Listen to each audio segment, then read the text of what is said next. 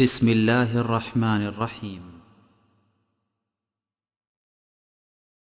ومن أحسن قولا ممن دعا إلى الله وعمل صالحا وقال إنني من المسلمين. الحج أشهر معلومات فمن فرض فيهن الحج فلا رفث ولا فسوق ولا جدال في الحج وما تفعلوا من خير يعلمه الله وتزودوا فإن خير الزاد التقوى واتقون يا أولي الألباب.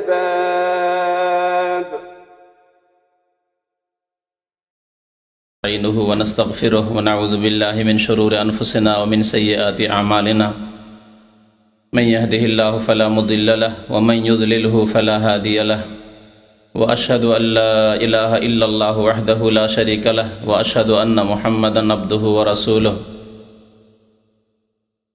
يا أيها الذين آمنوا اتقوا الله حق تقاته ولا تموتن إلا وأنتم مسلمون. يا أيها الناس اتقوا ربكم الذي خلقكم من نفس واحدة وخلق منها زوجها وبث منهما رجالا كثيرا ونساء واتقوا الله الذي تساءلون به والأرحام إن الله كان عليكم رقيبا. يا أيها الذين آمنوا اتقوا الله وقولوا قولا سديدا يصلح لكم أعمالكم ويغفر لكم ذنوبكم ومن يطع الله ورسوله فقد فاز فوزا عظيما. أما بعد فإن خير الحديث كتاب الله وخير الهدي هدي محمد صلى الله عليه وسلم وشر الأمور محدثاتها وكل محدثة بدعة وكل بدعة ضلالة وكل ضلالة في النار. أعوذ بالله من الشيطان الرجيم. بسم الله الرحمن الرحيم. وأتموا الحج والعمرة لله فإن أحصرتم فما استيسر من الهدي ولا تحلقوا رؤوسكم حتى يبلغ الهدي محله. মহান আল্লাহর সমস্ত প্রশংসা যে আল্লাহ পাক রব্বুল আলামিন আমাদেরকে সৃষ্টি করেছেন মানুষ রূপে, আমাদেরকে বিবেক বুদ্ধি দিয়েছেন, ভালো মন্দের পার্থক্যের জ্ঞান আল্লাহ পাক আমাদেরকে দিয়েছেন। সে আল্লাহর সমস্ত প্রশংসা যিনি আমাদের বিবেককে সঠিক পথে সুষ্ঠুভাবে পরিচালিত করার জন্য আল্লাহ পাক রব্বুল আলামিন কোরআন এবং হাদিস নাযিল করেছেন, আম্বিয়া এবং রাসূল প্রেরণ করেছেন। দরুদ ও সালাম নাযিল হোক নবী মুহাম্মদ রাসূলুল্লাহ সাল্লাল্লাহু আলাইহি ওয়াসাল্লামের প্রতি, যিনি আল্লাহর পক্ষ থেকে তার সত্য দিন, সঠিক জীবন বিধান মানব জাতি পর্যন্ত সুন্দররূপে পৌঁছে দিয়েছেন। আল্লাহুম্মা সাল্লি আলাইহি আল্লাহুম্মা বারিক আলাইহি। আজকে জিলকাদা মাসের 24 তারিখ 1428 হিজরি, সামনে আর মাত্র কয়েকদিন পরেই এখানকার মানুষেরা হজ পালনের উদ্দেশ্যে রওনা হবেন। সারা বিশ্বের বিভিন্ন দেশ থেকে অসংখ্য হাজি সাহেবগণ মক্কাতুল মুকাররমার উদ্দেশ্যে, আল্লাহর ঘর বাইতুল্লাহর উদ্দেশ্যে হাজির হয়ে গেছেন। এই পবিত্র মৌসুম, যে মৌসুমের মাসগুলি হচ্ছে সম্মানিত মাস, হারাম মাস বা সম্মানিত মাস, আল্লাহ পাক রব্বুল আলামিন এগুলোকে আশহরে হরম বলে আখ্যায়িত করেছেন। বছরে 4টি মাস, মিনহা আরবাতুন হরম, আল্লাহ পাক ইরশাদ করেছেন যে 12টি মাস রয়েছে, তার মধ্যে 4টি মাস হচ্ছে সম্মানিত মাস। তার একটি হচ্ছে জিলকাদা, জিলহিজ্জা আর মুহররম, এই পরপর 3টি মাস। আর একটি মাস হচ্ছে রজব মাস। সামনে আমাদের যেহেতু হজ সম্পর্কে গত সপ্তাহে বেশ কিছু কথায় আলোচনা করা হয়েছে। হজের গুরুত্ব, হজের ফরজিয়ত বা আবশ্যকতা, হজের ফজিলত, দুনিয়া এবং আখিরাতে তার উপকারিতা, হজের রুকন বা ফরজ, হজের ওয়াজিবাত সব সম্পর্কে আলোচনা গত সপ্তাহে হয়েছে। হজ প্রত্যেক মুসলিম যিনি আল্লাহর ঘর পর্যন্ত পৌঁছিতে পারবেন তার উপর আল্লাহ ফরজ করেছেন। এটি হচ্ছে একটি ইসলামের গুরুত্বপূর্ণ স্তম্ভ বা রুকন।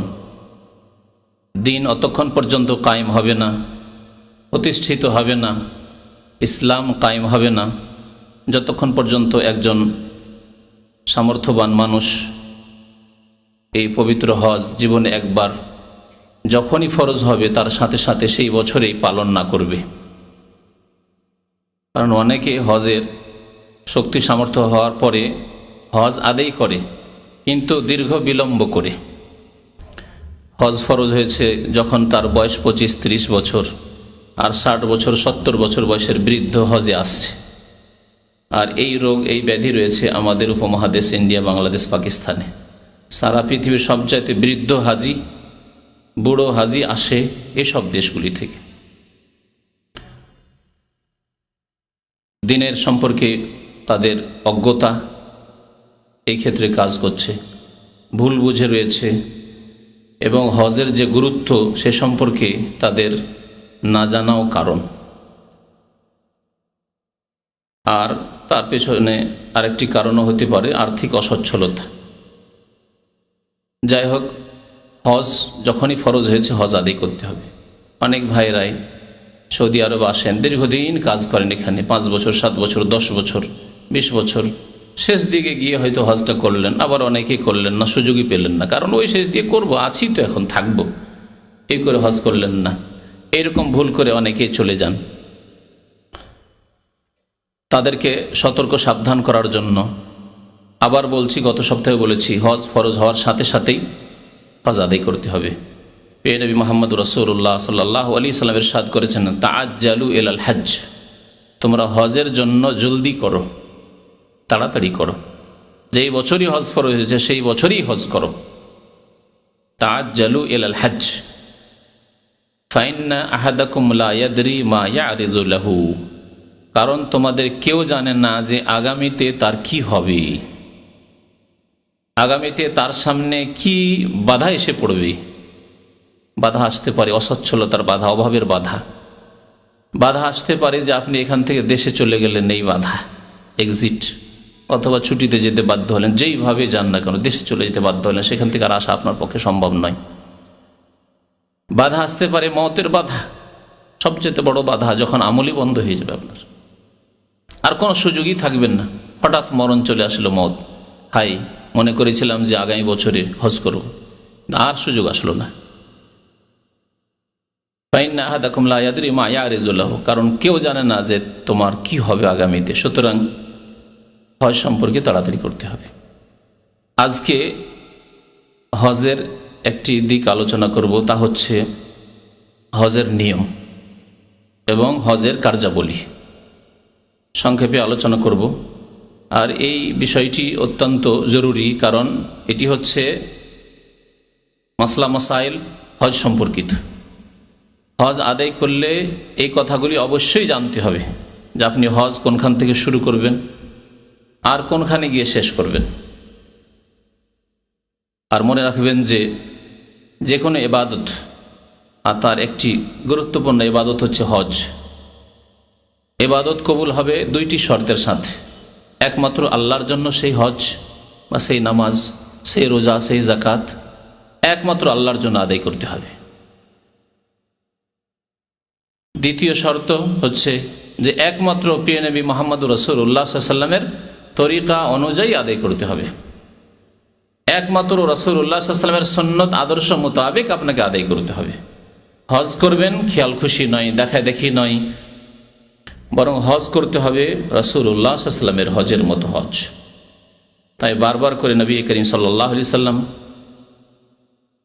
সে ঐতিহাসিক দিনে, ঐতিহাসিক মাঠে, আরাফার ময়দানে বারবার করে বলছিলেন নবী করিম সাল্লাল্লাহু আলাইহি ওয়াসাল্লাম 1,24,000 বেশি সাহাবায়ে কেরাম যারা হজে এসেছিলেন তাদের সামনে, খুযু আন্নি মানাসিকাকুম, তোমরা আমার নিকট হতে তোমাদের হজের বিধিবিধান হুকুম আহকাম শিখে নাও, নিয়ে নাও।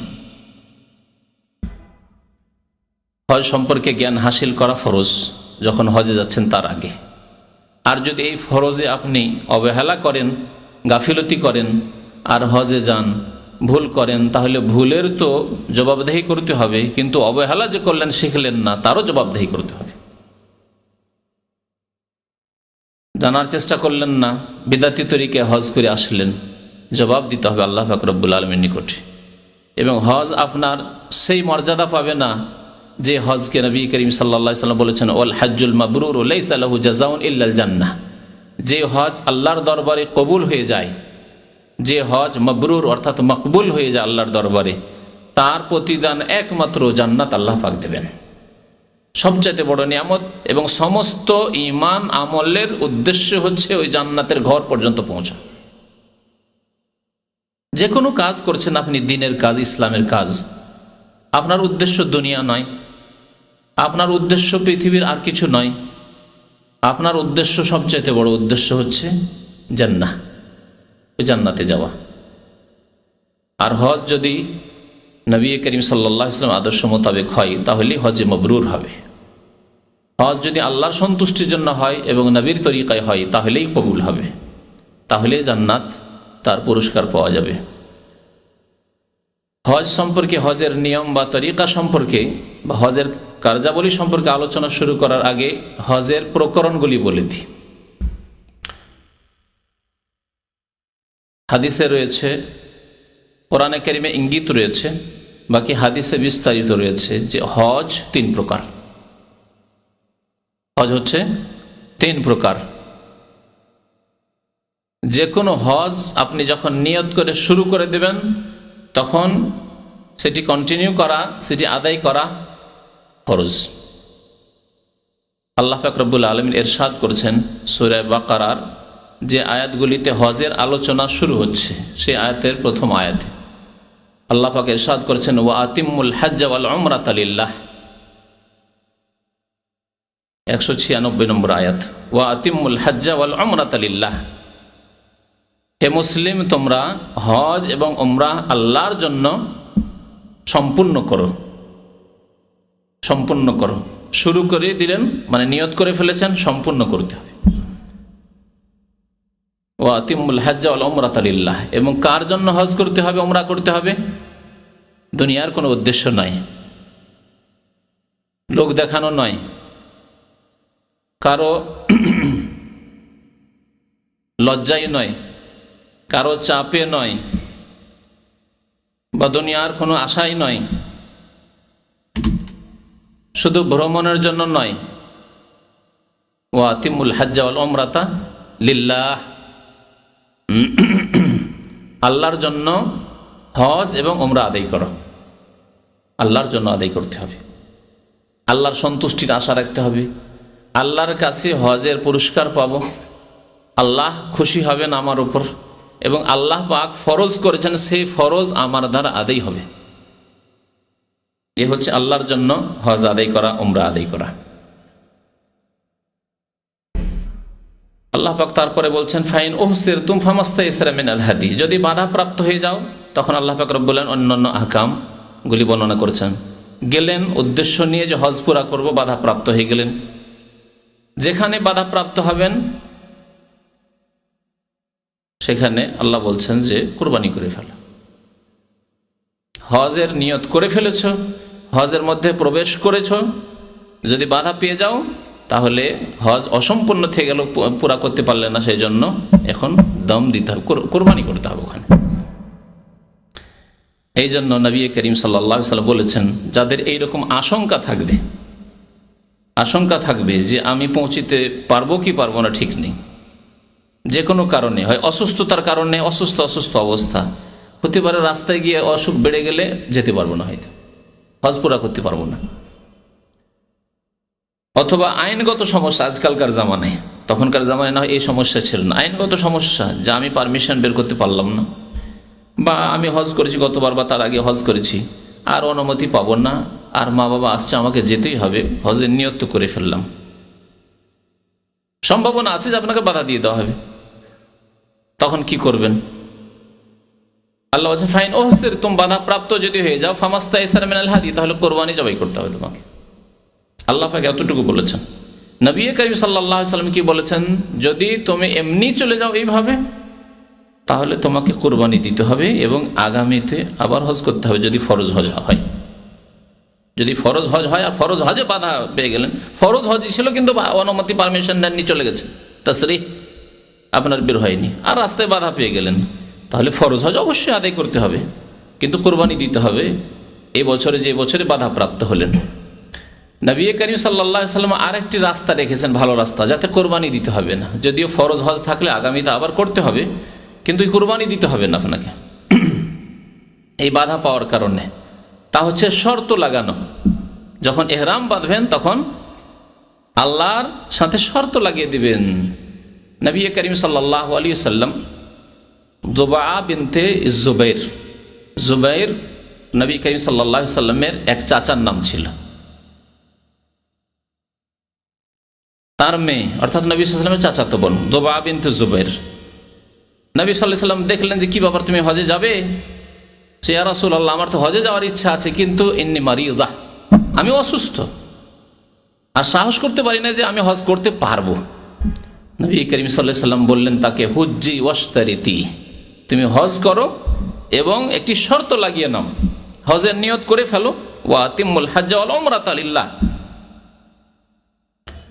হজের নিয়ত করে বেরিয়ে যাও আর পুরো করার নিয়ত রাখো। যদি বাধা প্রাপ্ত হয়ে যাও, অসুখের কারণে না যেতে পারো, হজ পুরা না করতে পারো, তাহলে শর্ত লাগিয়ে নাও তার জন্য। কার কাছে? আল্লাহর কাছে। এটি দোয়া করেন, দোয়ার শর্ত, যে আল্লাহ আল্লাহুম্মা ইন হাবাসানি হাবেসুন, হে আল্লাহ যদি আমাকে কোনো কারণে বাধা পেয়ে যেতে হয়, ফামাহিল্লি হাইসু হাবাস্তানি, তাহলে আমি হালাল হয়ে যাব, আমি এহরাম খুলে দেব, নিয়ত আমি ভঙ্গ করে দেব হজের বা উমরার, যেখানেই তুমি বাধা দিয়ে দিবে, যেখানে আমি বাধা প্রাপ্ত হয়ে যাব, যেখানে আর যেতে পারলাম না, সামনে বাড়তে পারলাম না। এ শর্ত যদি লাগিয়ে নেন তাহলে আর দম দিতে হবে না, আর কোরবানি করতে হবে না। এর জন্য আগামীতে ফরজ হজ বাকি আছে, আবার করবেন। যদি ফরজ হজ না থাকে তো অসুবিধা নেই, কোনো এর জন্য কাফারা নেই। যাই হোক, আসল আলোচনার দিকে আসি আবার ফিরে, তা হচ্ছে হজের প্রকরণ। হজ কত প্রকার? হজ হচ্ছে 3 প্রকার। নবী করিম সাল্লাল্লাহু আলাইহি ওয়াসাল্লামের হাদিসে রয়েছে, সাহাবায়ে কেরামরা কেউ হজে তামাত্তুর নিয়ত করেছিলেন, কেউ কিরানের নিয়ত করেছিলেন, কে ইফরাদের। যদিও প্রথমে সবাই ইফরাদের নিয়ত করেছিল, প্রথমে যখন হজে বেরিয়েছিলেন সবাই ইফরাদের নিয়ত করেছিলেন, কারণ জাহিলি জামানায় ইসলাম আসার পূর্বে আরবের লোকেরা হজ করত, কিন্তু হজের মৌসুমে উমরা করাকে তারা পাপের কাজ মনে করত। কানু ইয়ারাউনাল উমরাতা ফি আশহুরিল হজ্জ মিন আফজারিল ফুজুর, হাদিসে রয়েছে। হজের মৌসুমে, হজের মাসগুলিতে উমরা করাকে তারা চরম পাপের কাজ, গুনার কাজ মনে করত। আর বিশেষ করে হজে তামাত্তু, একটা হচ্ছে হজের মৌসুমে উমরা করার কথা, তা কেরানেও হইতে পারে, আর তামাত্তুতে অতিরিক্ত যে মধ্যখানে আবার উমরা করে হালাল হয়ে থাকা, আর যা কিছু ইহরাম অবস্থায় নিষিদ্ধ সব মধ্যখানে হালাল হয়ে যাওয়া। মক্কাতে বসে আছেন, সব হালাল হয়ে আছে আপনার, অথচ হজের সফরে এসেছেন। এই কাজগুলিকে তারা চরম পাপের কাজ মনে করত। কি তাদের যুক্তি? এক যুক্তি হচ্ছে যে একটু কষ্ট করতে হবে, হজ এসছি শুধু হজ, আবার উমরা কি? এক।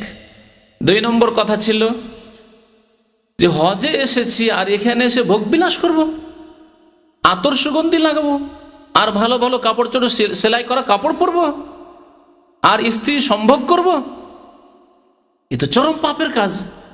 হজে এসেছি, না, হালাল হয়ে যাবে না। তাই তারা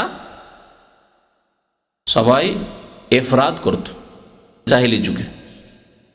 হজ ফরজ হয়েছে 9ম হিজরিতে অথবা 10ম হিজরির শুরুতে। হজে নবী করিম সাল্লাল্লাহু আলাইহি ওয়াসাল্লাম সাহাবায়ে কেরামদেরকে নিয়ে বেরিয়েছেন, মদিনা যারা ছিলেন আর আরবের যে কোনো এলাকায় মুসলিম ছিল সবাই শুনতে পেয়েছেন, এলান করে দেওয়া হয়েছিল তার আগের বছরই। আবু বকর সিদ্দিক রাদিয়াল্লাহু তাআলা আনহু হজে গেলেন 9ম হিজরিতে এবং ঘোষণা করে এলেন যে আগামী বছর নবী করিম সাল্লাল্লাহু আলাইহি ওয়াসাল্লাম স্বয়ং হজ করবেন। সুতরাং মুসলিম নারী পুরুষ যার পক্ষে সম্ভব হয়েছিল যে আল্লাহর নবী সাল্লাল্লাহু আলাইহি ওয়াসাল্লামের সাথে প্রথম হজ জীবনের, আল্লাহর নবীর প্রথম হজ আর সাহাবাই কেরাম মুমিন মুমিনাতদের প্রথম হজ। হাদিসে রয়েছে, সহিহ মুসলিম শরীফের হাদিসে, ফাজা বাশারুন কাসীর, অসংখ্য মানুষ চারিদিক থেকে বিভিন্ন এলাকা থেকে চলে আসছে। বিভিন্ন এলাকায় ইসলাম ছড়িয়ে পড়েছে, মুসলিম বিভিন্ন এলাকায় বসবাস করে, শুধু মক্কা আর মদিনায় নয়, আর চারিদিক থেকে দলে দলে সব হজে চলে আসছে নবী করিম সাল্লাল্লাহু আলাইহি ওয়াসাল্লামের সঙ্গী হওয়ার জন্য হজের। শুধু ইফরাদের নিয়তে এসেছিলেন, শুধু হজ করব। মক্কায় যখন প্রবেশ করে গেলেন তখন ওহী আসলো নবী করিম সাল্লাল্লাহু আলাইহি ওয়াসাল্লামের কাছে, যে জাহিলি যুগে হজের মৌসুমে উমরা করাকে পাপ মনে করা হতো, গুনাহ মনে করা হতো, আর তামাত্তু করা মধ্যখানে হালাল হওয়াকে আরও চরম পাপ মনে করা হইতো। ওই সব কিছু নেই ইসলামে, সব ভুল কথা, ভ্রান্ত কথা। সব রকমের হজ করতে পারে। তাহলে এর দ্বারা বোঝা গেল যে হজ সব রকম করা যেতে পারে। শুধু তাই নয়, নবী করিম সাল্লাল্লাহু আলাইহি ওয়াসাল্লাম যতগুলি সাহাবায়ে কেরাম ইফরাদের নিয়ত করেছিলেন অথবা কিরান করেছিলেন, হাদিয়ে নিয়ে এসেছিলেন, সবাইকে বললেন সবাই তোমরা উমরা করে হালাল হয়ে যাও, উমরা করে হালাল হয়ে যাও, অর্থাৎ হজে কি করো, তামাত্তু করো। যারা কুরবানি নিয়ে আসেননি, যারা কুরবানি নিয়ে এসেছিলেন, তারা যেহেতু হালাল হতে পারবেন না অতক্ষণ পর্যন্ত যতক্ষণ কুরবানি জবাই না হবে। কুরবানি কোন তারিখে জবাই হয়? 10 তারিখে জবাই হয়। 10 তারিখ আগে হয়, 10, 11, 12, 13, আর নিয়ত তার আগেই 8 তারিখেই হজের এহরাম বাঁধতে হবে। সুতরাং তারা হালাল হতে পারছেন না। আল্লাহ বলছেন ওয়ালা তাহলিকু রুউসাকুম হাত্তা ইয়াবলুগাল হাদিয়ু মাহিল্লাহ। ওই আয়াতে আল্লাহ পাক ইরশাদ করেছেন, তোমরা মাথা মুন্ডন অতক্ষণ পর্যন্ত করতে পারবে না যতক্ষণ পর্যন্ত তোমাদের হাদি কুরবানির পশু তার জবাই হওয়ার স্থানে না পৌঁছে যাবে, অর্থাৎ জবাই না হয়ে যাবে। এই জন্য যারা হাদি নিয়ে এসেছিলেন কুরবানির পশু সাথে করে নিয়ে আসতেন, পুরোনো যুগে সাথে করে নিয়ে আসতেন, নিজের ঘরে আছে, বাড়িতে আছে, সুবিধা। এখনও যারা বেদুই নিজেরাই উট পুষে, ছাগল পুষে, তাদের জন্য সুবিধা, কিনবে বেশি দাম দিয়ে কিনতে হবে, তারা হালাল হতে পারছেন না। তাদের জন্য কিরান, নবী করিম সাল্লাল্লাহু আলাইহি ওয়াসাল্লাম স্বয়ং নিজে যেহেতু উট নিয়ে এসেছিলেন, কোরবানির উট সাথে করে নিয়ে, সেজন্য তিনিও হালাল হতে পারেননি, তাই তিনি কিরান করেছিলেন। আর বাকি যত সাহাবাই কিরাম তারা বিনা কোরবানির পশুতে এসেছিলেন, তাদের সবাইকে বললেন তোমরা উমরা করে হালাল হয়ে যাও, অর্থাৎ হজে তামাত্তু করো। তাহলে হজের প্রথম প্রকার হচ্ছে হজে তামাত্তু, দ্বিতীয় হচ্ছে হজে কিরান, আর তৃতীয় হচ্ছে হজে ইফরাদ বা মুফরাদ। কোনো কিতাবে মুফরাদ পাবেন, যেন বুঝে রাখা ভালো, কিরান আর মুফরাদ অথবা ইফরাদ। এই 3 প্রকারের হজের মধ্যে সবচাইতে উত্তম হজ হচ্ছে হজে তামাত্তু। কি জন্য উত্তম? এই জন্য যে নবী করিম সাল্লাল্লাহু আলাইহি ওয়াসাল্লাম সমস্ত সাহাবায়ে কেরামকে যারা কিরানে নিয়ত করেছিলেন অথবা ইফরাদের নিয়ত করেছিলেন, সবাইকে বললেন যে তোমরা নিয়ত পরিবর্তন করে নাও আর উমরা করে হালাল হয়ে যাও, অর্থাৎ হজ্জে তামাত্তু করো। সবাইকে আদেশ করলেন, যেই কাজের নবী সাল্লাল্লাহু আলাইহি ওয়াসাল্লাম আদেশ করেছেন সেই কাজ অবশ্যই উত্তম। 2 নম্বর কথা, নবী করিম সাল্লাল্লাহু আলাইহি সাল্লাম আকাঙ্ক্ষা করেছেন এই তামাত্তু করার জন্য, নিজে করতে পারেননি, কারণ তার সাথে কি ছিল? কোরবানির পশু ছিল, সেই জন্য জবাই না হলে তিনি হালাল হতে পারছেন না। আর হজে তামাত্তু করলে আগে হালাল হইতে হবে উমরা করে। নবী করিম সাল্লাল্লাহু আলাইহি ওয়াসাল্লাম আকাঙ্ক্ষা করেছিলেন যে লাউ ইস্তাকবালতু মিন আমরি মাস্তাদবারতু মা সুকতুল হাদিয়া ওয়ালা জাআলতুহা উমরাহ। আমি যদি গায়েব জানতাম, ইস্তাকবালতু মিন আমরি মাস্তাদবারতু, পরে যা জানলাম যদি আগেই জানতাম, পরে যা জানলাম মানে এখন যা জানলাম ওহির মাধ্যমে যে হজের মৌসুমে উমরা করা যাবে, হজের মৌসুমে হজে তামাত্তু করা, উমরা করে হালাল হওয়া যাবে, যেটি জাহিলি যুগে গুনার কাজ মনে করা হইতো, এই জন্য তারা এই নিয়ত করে আসেননি। এইরকম কোনো নতুন বিধানও জানাচ্ছে ইসলামের পক্ষ থেকে, সুতরাং ওটাকে বর্জন করে এসেছিলেন যে না, তামাত্তু হালাল হওয়া যাবে না। লাউ ইস্তাকবালতু মিন আমরি মাস্তাদবারতু, যা পরে জানলাম, এখন জানলাম ওহির মাধ্যমে, তা যদি আগেই জেনে নিতাম যখন মদিনা থেকে বেরিয়েছিলাম, তো মা সুক্তুল হাদিয়া, হাদি সাথে করে, কোরবানির পশু সাথে করে নিয়ে আসতাম না। আর কোরবানির পশু সাথে না নিয়ে আসলে কি করতে পারতাম? ওয়ালা যাও তো উমরা, উমরার নিয়তে পরিবর্তন করে নিতাম, উমরা করে তামাত্তর নিয়ত করে নিতাম, তামাত্তর নিয়ত হয়ে যেত। কিন্তু তা আমি পারছি না। নবী করিম সাল্লাল্লাহু আলাইহি ওয়াসাল্লামের আকাঙ্ক্ষা ছিল, সাহাবায়ে কেরামদেরকে আদেশ ছিল এই তামাত্তর জন্য। হজে তামাত্ম কেমন করে করতে হবে, এই তামাত্তর নিয়ম প্রথমে বলে দেব, তারপর শেষখানে কিরান এবং ইফরাদ বা মুফরাদের কথা বলবো। হজে তামাত্ম করতে হলে উমরা আলাদা আর হজ আলাদা, প্রথম কথা জেনে নিতে হবে। উমরা আলাদা কেমন করে করে? যেমন করে উমরা করেছেন, হ্যাঁ, যেমন করে উমরা করেছেন যেসব ভাইয়েরা। আর যেসব ভাইয়েরা করেননি, বলুন যে আমরা তো করিনি, তাহলে উমরার কথা শুনিয়ে দিই। উমরাতে কয়টি কাজ করতে হয় প্রথম শোনা যাক। উমরার কাজ কয়টি? উমরার প্রথম কাজ হচ্ছে এহরাম বাঁধা, 2 নম্বর কাজ হচ্ছে বাইতুল্লাহর তওয়াফ করা, 3 নম্বর কাজ হচ্ছে সাফা মারওয়া সাই করা, 4 নম্বর কাজ হচ্ছে মাথা মুন্ডন করা বা মাথার চুল ছোট করা পুরো মাথা থেকে। 4টি কাজ, তার মাঝে 3টি হচ্ছে রুকন, রুকন, আর মাথা মুন্ডন করা হচ্ছে ওয়াজিব, না সুন্নাত না, ওয়াজিব। মাথা মুন্ডন অথবা মাথার চুল ছোট করা, দুটোর একটা ওয়াজিব। আর মাথা মুন্ডন উত্তম, এই জন্য সুন্নাত মাথা মুন্ডন না করে চুল যদি ছোট করেন তাও চলবে, দুটোর মধ্যে একটি করলেই হবে। তবে এর আগেও বলা হয়েছে মাথা মুন্ডন করা কি উত্তম, কারণ নবী করিম সাল্লাল্লাহু আলাইহি সাল্লাম নিজে কি করেছেন? মাথা মুন্ডন করেছেন। প্রথম কথা, নবী সাল্লাল্লাহু আলাইহি ওয়াসাল্লাম বিদায় হজ করলেন, কি করেছিলেন? চুল ছোট করেছিলেন না মুন্ডন করেছিলেন? মাথা মুন্ডন করেছিলেন। যেটি উত্তম সেটি নবী করিম সাল্লাল্লাহু আলাইহি সাল্লাম করেছেন। আর নবী করিম সাল্লাল্লাহু আলাইহি ওয়াসাল্লাম 3 বার করে মাথা মুন্ডনকারীকে দোয়া দিয়েছেন, আল্লাহুম্মা আরহামিল মুহাল্লিকিন। জি, 3 নম্বর কারণ হচ্ছে কোরআনে কারীম আল্লাহ পাক রব্বুল আলামিন মুন্ডনকারী আর চুল ছোটকারী 2 শ্রেণীর লোকের কথাই উল্লেখ করেছেন। প্রথমে কার কথা উল্লেখ করেছেন? মাথা মুন্ডনকারীদের কথা, মুহাল্লিকিনা রুউসাকুম ওয়া মুকাসসিরিন, প্রথমে মুহাল্লিকিনের কথা বলেছেন। তো উমরার এই আমলগুলি শুনে নেওয়ার পরে উমরা কেমন করে করতে হবে শুরু থেকে বলি, এখন একটু বিস্তারিত। বাইরের লোকদের জন্য বলছি, মক্কার লোকেরা যদি উমরা করে তাদের ক্ষেত্রে সুন্নত, সহি সুন্নত হচ্ছে যে তারা হারামের সীমানায় যাবে। হারামের যে সীমানা রয়েছে প্রত্যেক দিকে হারামের সীমানা। এক তো আজকালকার ভাষায় হারাম বলা হচ্ছে, সেটি হাদিসের ভাষা নাই। আজকালকার ভাষায় কাকে হারাম বলা হচ্ছে জানেন কি? আজকালকার ভাষায় মসজিদে হারামকে হারাম বলা হচ্ছে। লেখা থাকে না বোর্ডে, এলাল হারাম, হারামের দিকে, হ্যাঁ, টু হারাম, মানে মসজিদে হারাম, মসজিদে হারামের সিগন্যাল দিচ্ছে হারাম, আজকালকার ভাষা। কিন্তু কোরআন এবং হাদিসের ভাষায় হারাম মানে হুদুদে হারাম।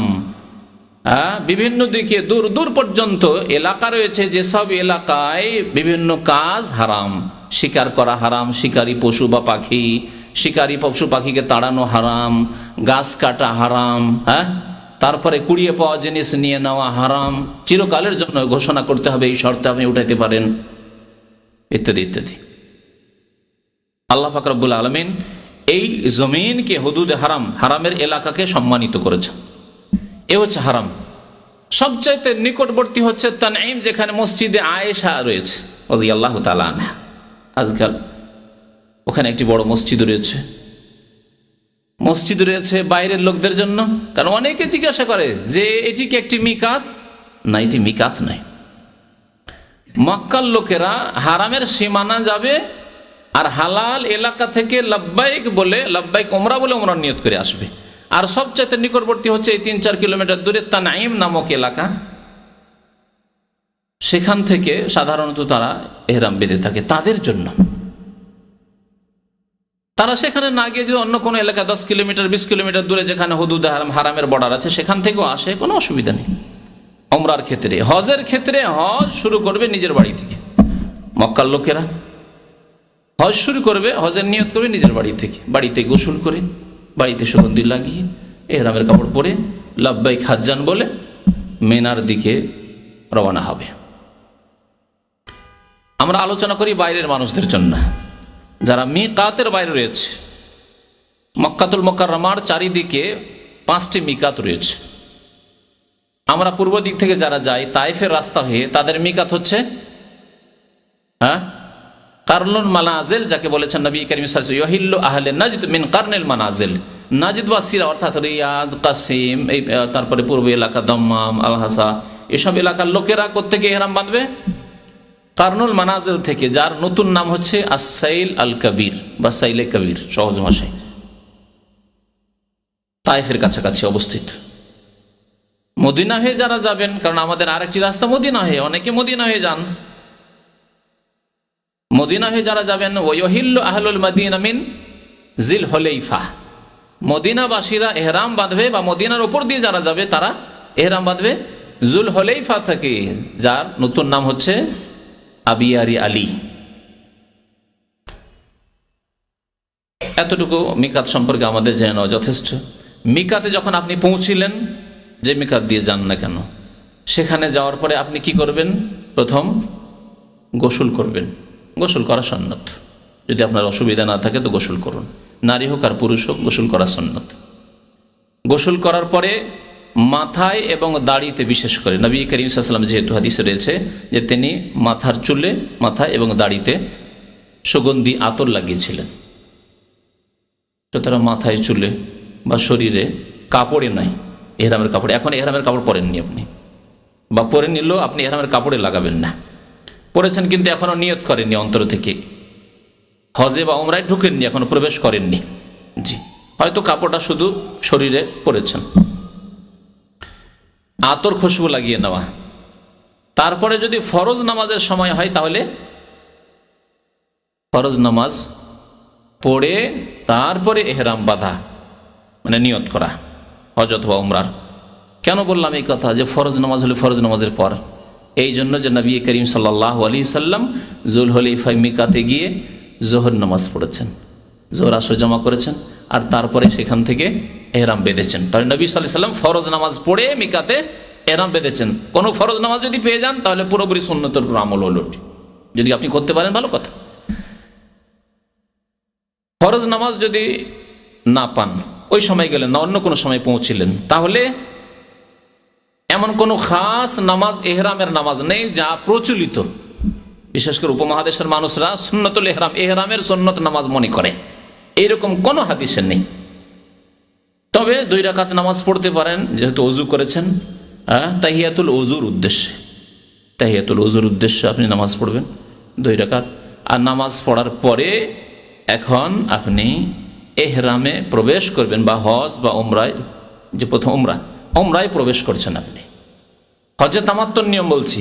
হজে তামাত্তু করলে কি করতে হবে? প্রথমে এখানে আপনি যখন প্রবেশ করছেন আপনার ইবাদতে, তখন বলতে হবে, অন্তরে নিয়ত করতে হবে, আর জবানে নিয়ত বলা নাই, জবানে আল্লাহ তোমার দরবারে হাজির হয়েছে কথা বলতে হবে। লাব্বাইক মানে আল্লাহ তুমি ডাক দিয়েছো, তোমার নবী ইব্রাহিম আলাইহিস সালাতু সালাম ডাক দিয়েছেন, তোমার নবী মুহাম্মদুর রাসূলুল্লাহ সাল্লাল্লাহু আলাইহি ওয়াসাল্লাম ডাক দিয়েছিলেন তোমার পক্ষ থেকে, ওয়া আযযান ফিন নাস বিল হজ, হে ইব্রাহিম মানুষ সকলের মাঝে ঘোষণা করে দাও হজের। ইব্রাহিম আলাইহিস সালাম ঘোষণা করেছিলেন, নবী করিম সাল্লাল্লাহু আলাইহি ওয়াসাল্লাম ঘোষণা করেছেন যে তোমরা হজে এসো। ইন্নাল্লাহা কাদ ফারাযা আলাইকুমুল হজ্জ ফাহুজ্জু, হে মানুষ, হে মুসলিম, আল্লাহ পাক তোমাদের উপর হজ ফরজ করেছেন, সুতরাং তোমরা হজ পালনের উদ্দেশ্যে এসো। এই যে ডাক আল্লাহর পক্ষ থেকে ঘোষণা, তার জবাবে কি বলতে হবে? লাব্বাইক, লাব্বাইক। ইসলামিক মাদ্রাসাগুলিতে আমরা পড়াশোনা করেছি, যারা মাদ্রাসায় পড়েছেন তারা জানেন। স্কুলে যখন রোল কল করা হয়, তাই না, ডাকা হয়, নাম ডাকা হয়, হাজিরা ডাকা হয়, তখন কি বলে? স্কুলে বলেছি, আমার প্রশ্ন, স্কুলে উপস্থিত বলে, আর না হলে কি বলে? প্রেজেন্ট স্যার, আরো কি কি বলে? হ্যাঁ জি। কিন্তু ইসলামিক মাদ্রাসাগুলিতে কি বলা হয়? লাব্বাইক। আমরা লাব্বাইক বলেছি, ছোট থেকে মাদ্রাসায় পড়েছি, ছোট ছেলে হাজির হচ্ছে, ওস্তাদ হাজির করছেন, লাব্বাইক। আর কোন কোন মাদ্রাসা বলে হাজির, হাজিরটাও বলে লাব্বাইক। আল্লাহ পাকের ডাকে সাড়া দেওয়া লাব্বাইক বলে। আর আপনি যে হাজির হয়েছেন কিসের উদ্দেশ্যে? আপনার ইবাদতকে নির্ধারিত করা, নিয়ত করা নাই, হচ্ছে লব্বাইক উমরাহ। আল্লাহ এখন উমরার উদ্দেশ্যে হাজির হয়েছে। যেহেতু হজ্জে তামাত্তু করছেন, উমরা আলাদা আগেই বলেছি, আর হজ আলাদা, তাই আপনি এখানে বলবেন লব্বাইক উমরাহ। এই নিয়ত কখন করবেন? অনেকে মসজিদে করে ফেলে, অনেকে গাড়ির কাছে এসে করে, অনেকে আবার গাড়িতে বসে করে। স্বাভাবিক, এই ইখতিলাফ উলামাদের মধ্যে রয়েছে, সেই জন্য হয়তো সাধারণদের মধ্যে ইখতিলাফ, অনেক সময় হয়তো ভিত্তিহীন ইখতিলাফ রয়েছে। আলেমরা ইখতিলাফই করেনি, মন গড়া। যেমন নামাইতো পড়া, নামাইতো পড়া কোনো আলেম বলেনি। আলেম যাদেরকে বলা হয়, অর্থাৎ ইমাম আবু হানিফা, শাফি, মালিক, আহমদ, চার মাযহাবের কোনো ইমাম নামাইতো পড়তে বলেননি। না হানফি মযহাবে আছে, না শাফি মযহাবে আছে, না মালিকি, না হাম্বলি, কোনো মযহাবে নেই। কোনো মযহাবে তো দূরের কথা, এই মযহাবের ইমামদের উক্তি তো দূরের কথা। এই মযহাবের কিতাবগুলি 500-700 বছর পরে তাদের ইমামদের, বা 800 বছর পরে লেখা হয়েছে। সেই কিতাবগুলি তো নেই, না কদুরিতে আছে, না হিদায়াতে আছে, না বেকায়াতে আছে। হানাফি মযহাবের সমস্ত এগুলো প্রসিদ্ধ ফিকহার কিতাব, তাতেও নামাইতো পড়া নেই।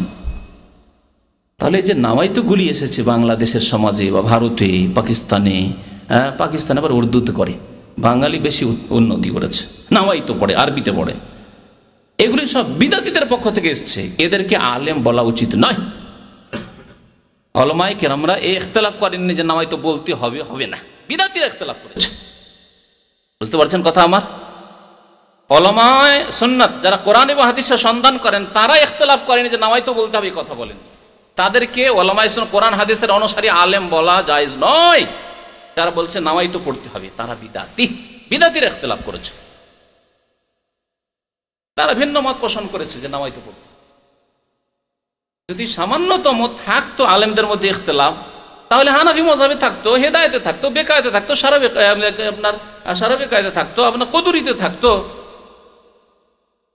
কানজুদ দাকায়েকে থাকতো, ফতোয়া আলমগীরিতে থাকতো, নেই কোথাও নেই। ফতোয়া শামীতে থাকতো, এসব তো পড়েন আপনারা, ওই অনেকে মাসিক মদিনা পড়েন, বিদাতি পত্রিকা, এইগুলো তো রেফারেন্স থাকে, তাতেও নেই।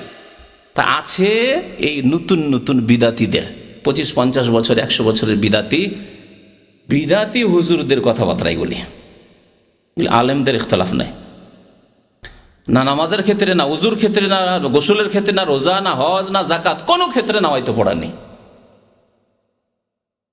সুতরাং যেসব চটি কিতাবগুলি আপনারা ওই কেনেন ফুটপাতে বা মিকাতে, এখানেও মিকাতে ওই বিক্রি করে কিতাবগুলি, আর ওই কিতাব কেনেন, তাতে ওই আল্লাহুম্মা ইন্নী নাওয়াইতুল উমরাতা হয়তো পাবেন।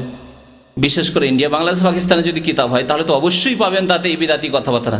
আল্লাহুম্মা ইন্নী নাওয়াইতুল উমরাতা, আল্লাহ আমি উমরার নিয়ত করছি, ফায়াসসির হালি, তা আমার জন্য সহজ করে দাও, ওয়া তাকাব্বালহা মিন্নি, আমার পক্ষ থেকে কবুল করো। সব বিদাত, এগুলো নেই ইসলামে। সুতরাং বিদাত দিয়ে যদি শুরু করেন, মান আমিলা আমালান, যে ব্যক্তি এমন কোন আমল করলো, লাইসা আলাইহি আমরুনা, যা আমার আদর্শ মোতাবেক না, সুন্নাত মোতাবেক নয়। নবী করিম সাল্লাল্লাহু আলাইহি ওয়াসাল্লাম, সাহাবায়ে কেরামরা কেউ আল্লাহুম্মা ইন্নী নাওয়াইতুল উমরা পড়েননি, ফাহুয়া রাদ্দুন, তা প্রত্যাখ্যাত, আল্লাহ কবুল করবেন না আপনার হজ উমরা। ভালো করে শুনে রাখুন, ফাহুয়া রাদ্দুন, এটি মানুষের কথা নয়, নবীর কথা। মুহাম্মদুর রাসূলুল্লাহ সাল্লাল্লাহু আলাইহি ওয়াসাল্লাম বলেন ফাহুয়া রাদ্দুন, তা মারদুদ হয়ে যাবে, রিজেক্টেড হয়ে যাবে, কবুল হবে না।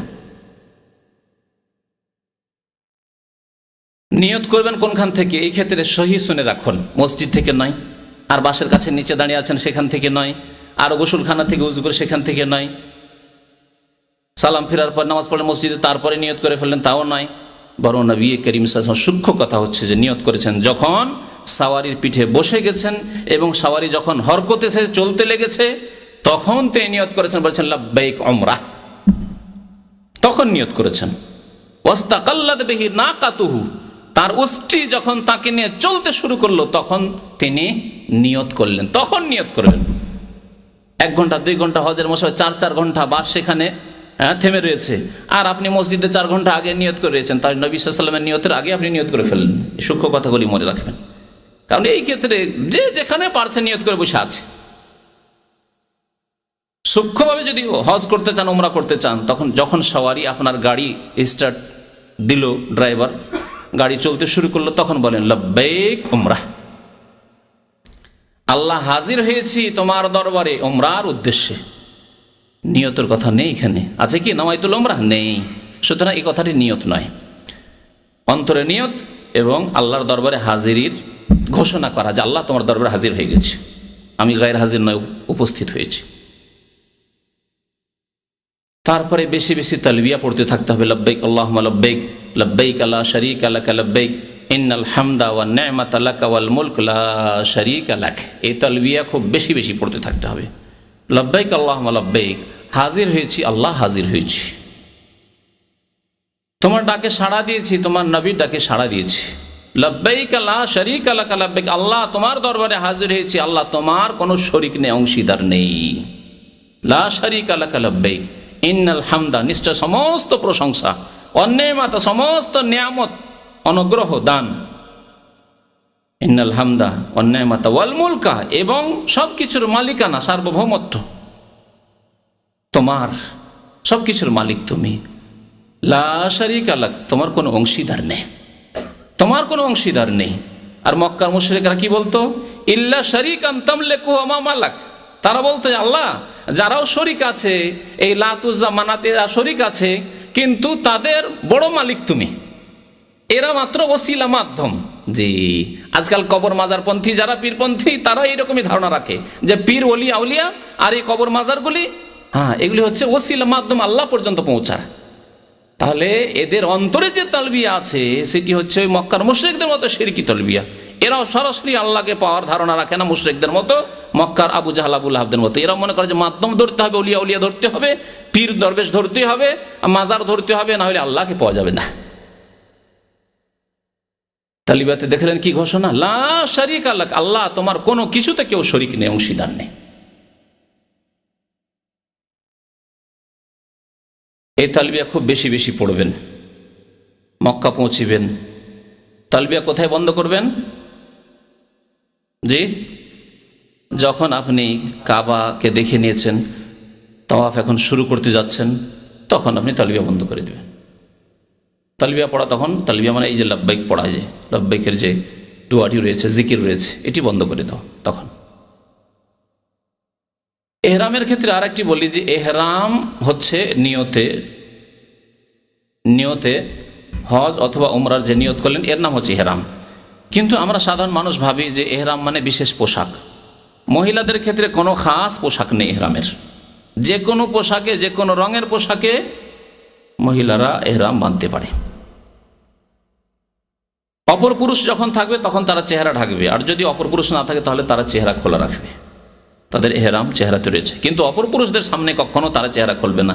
চেহারা ঢাকার ক্ষেত্রে তারা নেকাব, এই পটি বাঁধবে না। আজকাল যে পটি বাঁধার নেকাব উঠেছে, যাতে চোখের দুটি ফাটল রয়েছে, এটা মহিলাদের জন্য জায়েজ নয় এহরামের অবস্থায়। তাহলে এটা সরিয়ে দিয়ে কী করবে? পাতলা হয়তো ওড়না রয়েছে বা চাদর রয়েছে বা এমন কোনো কাপড় রয়েছে যেটা ওপর থেকে ঝুলিয়ে নিয়ে চেহারা ঢাকবে। কারণ চেহারা খোলা হচ্ছে সবচেয়ে বড় ফিতনা। চেহারা খোলা হচ্ছে সবচেয়ে বড় ফিতনা, ইমানের ফিতনা, আমলের ফিতনা, মহিলাদের জন্য আর পুরুষের জন্য। সুতরাং কখনো জায়েজ নয় চেহারা খোলা। আসল আকর্ষণ চেহারাতে রয়েছে। চেহারা খোলায় যদি জায়েজ হয়ে যায় তাহলে সব রকমের গুনাহ হয়ে যেতে পারে।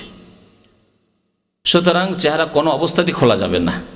তবে যেমনটা বললাম যে যখন কোনো মানুষ নেই তখন খুলবে, আর বাকি ওপর থেকে পাতলা ওড়না দিয়ে ঢেকে নেবে। পুরুষরা সেলাইবিহীন কাপড় পরবে, যা জানাই রয়েছে। নবী করিম সাল্লাল্লাহু আলাইহি ওয়াসাল্লাম একটি এজার অর্থাৎ লুঙ্গি, নিচের দিকে কাপড় খোলা, আর আরেকটি হচ্ছে রেদা চাদর, এই দুইটি কাপড়। আর সাদা হচ্ছে উত্তম, মুস্তাহাব। নবী করিম সাল্লাল্লাহু আলাইহি ওয়াসাল্লাম সাদা কাপড় পরতে উৎসাহিত করেছেন, বিশেষ করে ইহরামের ক্ষেত্রে সাদা কাপড় পরবেন। জুতো না ব্যবহার করে স্যান্ডেল ব্যবহার করবেন ইহরামের অবস্থায়, এটি হচ্ছে সুন্নত, মুস্তাহাব, ভালো। কারণ নবী করিম সাল্লাল্লাহু আলাইহি ওয়াসাল্লাম স্যান্ডেলে নাল, দুই নালে অর্থাৎ স্যান্ডেলে ইহরাম বেঁধেছেন। আল্লাহর ঘর যখন বাইতুল্লাহ পর্যন্ত পৌঁছে গেলেন, ওযু না থাকলে ওযু করে নেন, কারণ বিনা ওযুতে তাওয়াফ হবে না। তাওয়াফের জন্য ওযু শর্ত, যেমন নামাজের জন্য ওযু শর্ত, সহি হচ্ছে তাওয়াফের জন্য ওযু শর্ত, বাইতুল্লাহর তাওয়াফের জন্য ওযু করে নেন। এই ক্ষেত্রে আরেকটি মুস্তাহাব কাজ, ভালো কাজ শুনে রাখুন, যদি সম্ভব হয় গোসল করা তাহলে গোসল করে নেওয়া ভালো। কারণ নবী করিম সাল্লাল্লাহু আলাইহি ওয়াসাল্লাম মক্কায় প্রবেশ করার পরে গোসল করেছেন। মক্কায় ঢুকে যদি গোসল করা সম্ভব হয়, হোটেল থাকে, ব্যবস্থা থাকে, তো গোসল করে নিয়ে তারপরে বাইতুল্লাহ প্রবেশ করা। এই ক্ষেত্রে নবী করিম সাল্লাল্লাহু আলাইহি সাল্লাম যে বর্তমান বাবুস সালাম, আসসালাম গেটটি রয়েছে, এই দিক দিয়ে প্রবেশ করেছেন। সুতরাং এই দিক দিয়ে যদি সম্ভব হয় তাহলে ঢুকবে। আর আজকাল যেহেতু ভিড়ের সময়, সুতরাং যে দিক দিয়ে আপনার সুবিধা হয় সেই দিক দিয়ে আপনি কাবা ঘরে, আল্লাহর ঘরে বাইতুল্লাহ প্রবেশ করবেন বা মসজিদ হারাম প্রবেশ করবেন, তারপরে আপনি ওমরা করবেন যেমনভাবে ওমরা করে। এখন কাজ কি আপনার বাকি? তাওয়াফ করা, যা হচ্ছে ওমরার রুকন। তাওয়াফ যখন করবেন, শুরু করবেন কোনখান থেকে? হাজরে আসওয়াদের সামনে থেকে। প্রথম দিকে দাগ টানানো থাকতো, আজকাল দাগটা উঠিয়ে দেওয়া হয়েছে, খুব ভালো কাজ করা হয়েছে। সৌদি সরকার আমরা শুকরিয়া আদায় করি, জাযাহুমুল্লাহ খাইরান, আল্লাহ তাদেরকে উত্তম প্রতিদান দিক।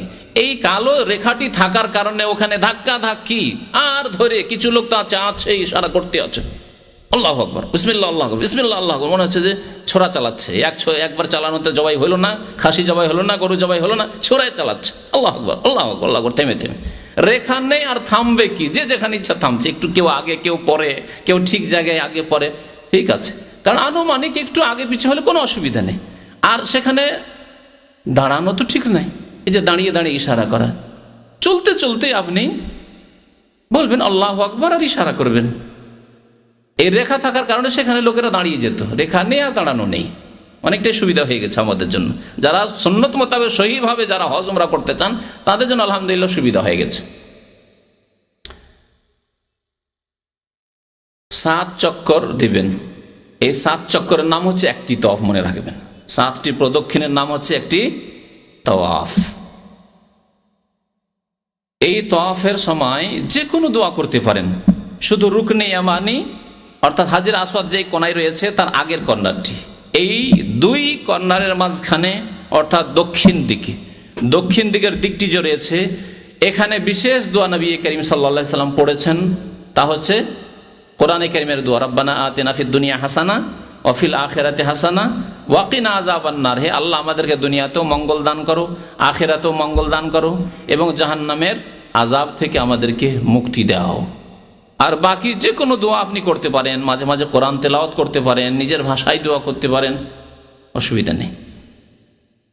এই তাওয়াফে প্রথম মক্কাতুল মুকাররমায় প্রবেশ করে যে তাওয়াফ, ওমরার তাওয়াফ হলে সেটি ফরজ, আর যদি অন্য হজের হয় তো সেই ক্ষেত্রে হয়তো সুন্নত হজে আপনার কিরান অথবা আপনি ইফরাদ করেছেন সুন্নত। কিন্তু তাওয়াফে কুদুম, প্রথম মক্কায় পদার্পণ করে যে তাওয়াফ, এই তাওয়াফে কুদুমে 2টি সুন্নত রয়েছে। একটি সুন্নতের নাম হচ্ছে ইত্তিবা আর আরেকটি সুন্নতের নাম হচ্ছে রামাল। এই 2টি সুন্নত পালন করতে হবে নাকি। ইত্তিবা বলা হয় আপনার যে এহরামের চাদর আছে, উপরের কাপড়টি, এহরামের চাদরটি আপনি ডান বগলের তলা দিয়ে নেবেন, মাথায় তো থাকবে না, আমার যেহেতু মাথায় আছে ওইটা আপনার মাথায় রাখেন না আবার।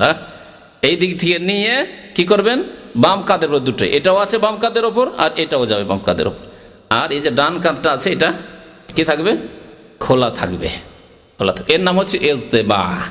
এই ইজতেবা 7 চক্করে হবে পুরো। অনেকে বলে যে 3টিতে হবে নাকি, কারণ 3টিতে যেহেতু রামাল আছে ওভাবে যে 3টিতে মনে হয় থাকবে না। ইজতেবা 7 চক্কর পর্যন্ত, যেমনই 7 চক্কর শেষ হয়ে গেল, এখন নামাজ পড়ার জন্য মাকাম ইব্রাহিম পেছন দিকে যাচ্ছেন বা যে কোনো জায়গায় যাচ্ছেন, তখন আপনি কাঁধ কি করবেন, ঢেকে নেবেন। এই ক্ষেত্রে অনেকের অজ্ঞতা, নামাজ পড়ে কাঁধ খুলে, কি আরব অনারব, জাহেল মানে জাহেল, আরবি হলো জাহেল, যে জানে না, আর অনারব হলো জাহেল, মাসলা জানে না আর জানার চেষ্টাও করে না, কাঁধ খুলে নামাজ পড়ে।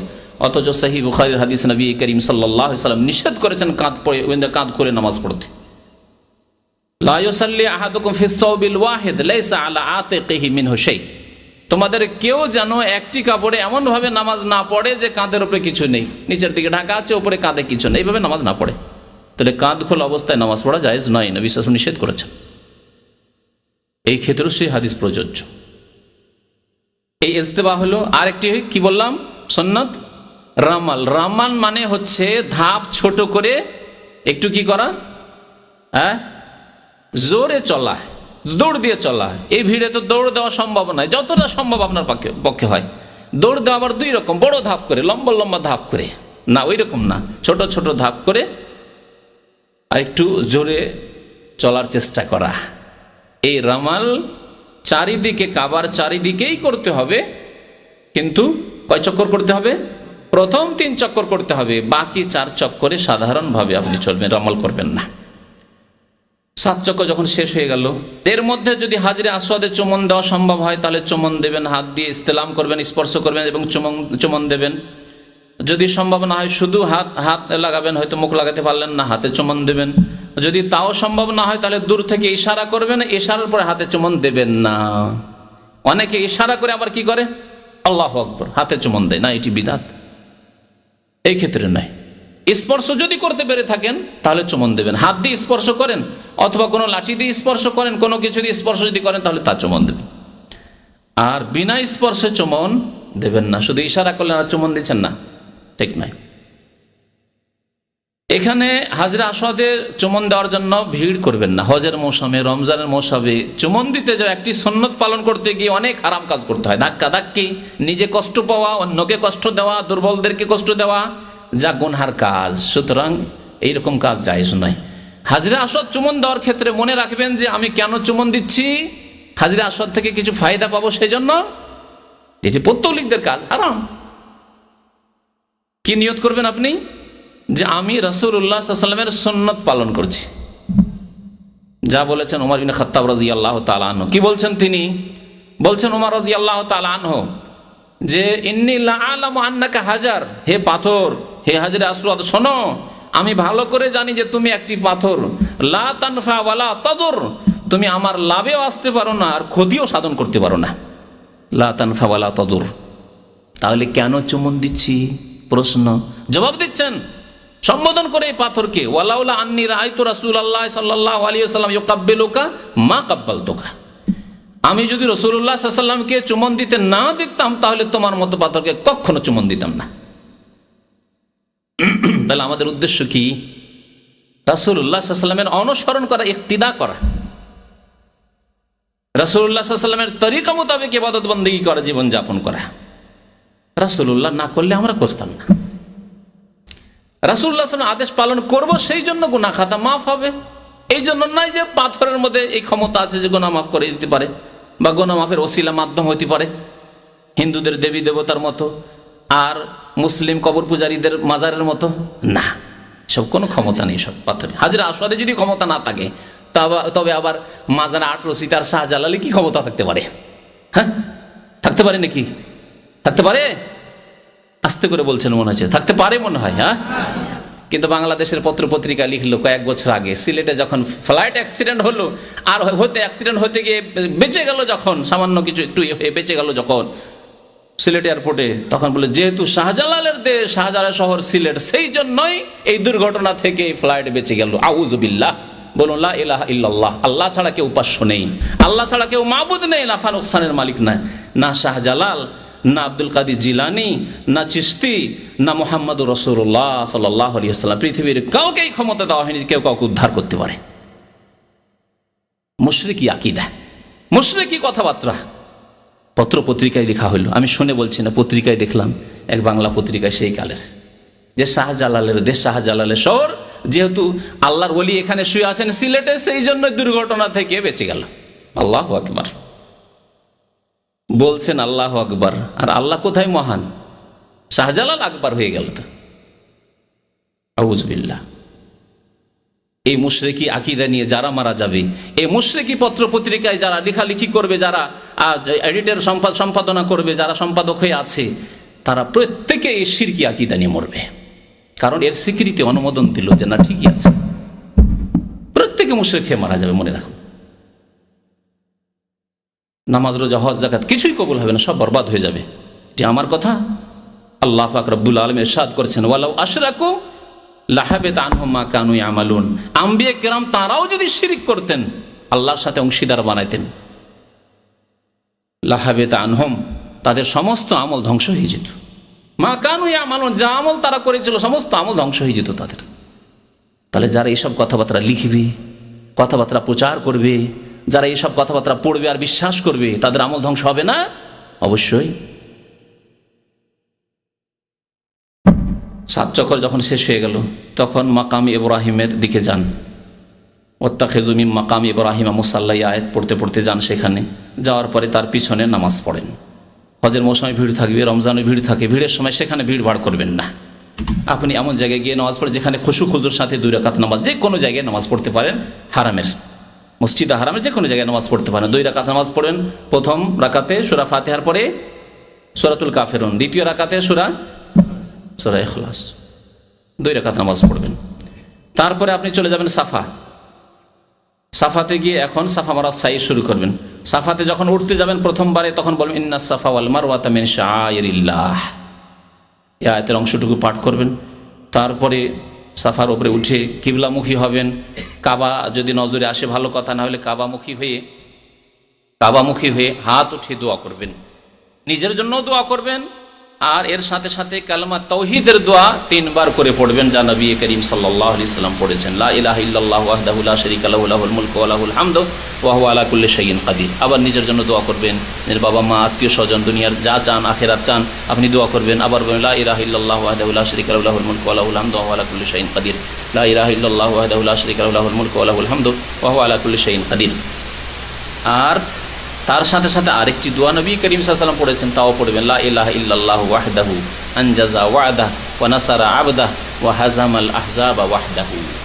এই দোয়া পড়বেন। আর বাকি যত দোয়া আপনার করার ইচ্ছা হয় আপনি দুনিয়া এবং আখিরাতের আপনার নিজের ভাষায় অথবা আরবি ভাষায়, যে ভাষা বুঝছেন, যেটা ভালো করে বুঝছেন, সেই দোয়াই করেন আপনি আল্লাহর কাছে। এখানে অনেকে উঠে হাত উঠাইতে হবে এটাকে বুঝে, হাত উঠা মানে দোয়ার জন্য বুঝে না, মনে করে হাতের ইশারা করতে হবে। কি করে? কাবার দিকে মুখ করে এই করে, এর বিদআত করে। এরকম কাজ করবেন না, হাত উঠিয়ে দোয়া করবেন। সাফা মারওয়ার সাই যেমন করে সাফা থেকে মারওয়া যাবেন 1টি চক্কর। এখানে 2 সবুজ বাতি রয়েছে মধ্যখানে, কিছু দূর যাওয়ার পরে সবুজ বাতি, 2 সবুজ বাতির মাঝে কি করতে হবে?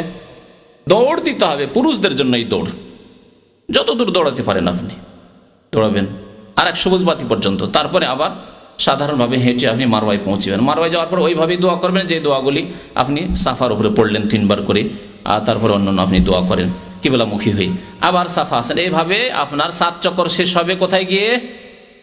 মারওয়ায় গিয়ে 7 চক্কর শেষ হয়ে যাবে। যাওয়াতে 1 চক্কর হলো, আসা 1 চক্কর, এইভাবে মারওয়াতে গিয়ে শেষ হয়ে যাবে। তারপরে মাথা মুন্ডন করবেন। যদি হজের সময় বেশ কাছে চলে এসছে, 2-4 দিন আছে, তাহলে মাথা মুন্ডন না করে চুল ছোট করবেন, কারণ নবী করিম সাল্লাল্লাহু আলাইহি ওয়াসাল্লাম সাহাবায়ে কেরামদেরকে এই আদেশই দিয়েছেন চুল ছোট করার। হজে যখন এসেছিলেন তখন তাদেরকে চুল ছোট করার আদেশ দিয়েছিলেন। এখন চুল ছোট করে নাও, 2 দিন 3 দিন পরে আবার মাথা মুন্ডন করতে হবে, বড় ইবাদত হজের জন্য। এই আপনার ইহরাম খুলে দেবেন, আপনার উমরা শেষ হয়ে গেল। বসে থাকবেন 8 তারিখ পর্যন্ত। 8 তারিখে যেখানে বাসা সেখান থেকে এখন আপনার হজ শুরু হবে। যেখানে বাসা সেখান থেকেই হজ শুরু হবে। আপনার বাসা যদি মক্কাতে থাকে, হারামে আছেন, তো সেখান থেকে। যদি আপনাকে দামামের লোকদেরকে মেনায় নিয়ে গিয়ে তাঁবুতে রাখে, যদি তাঁবুতেই থাকেন 7 তারিখে নিয়ে গিয়ে সন্ধ্যায় রেখে দেয় অনেক সময়, তাহলে 7 তারিখে এহরাম বাঁধার দরকার নেই। অনেকে ধারণা করে যে এহরাম বাঁধতে হবে মক্কা থেকে, অথবা এহরাম বেঁধে আবার একটা তওয়াফ করে। দেশের হাজিরা, বিশেষ করে দেশের হাজিরা তাদের বিল্ডিং থেকে কি করবে?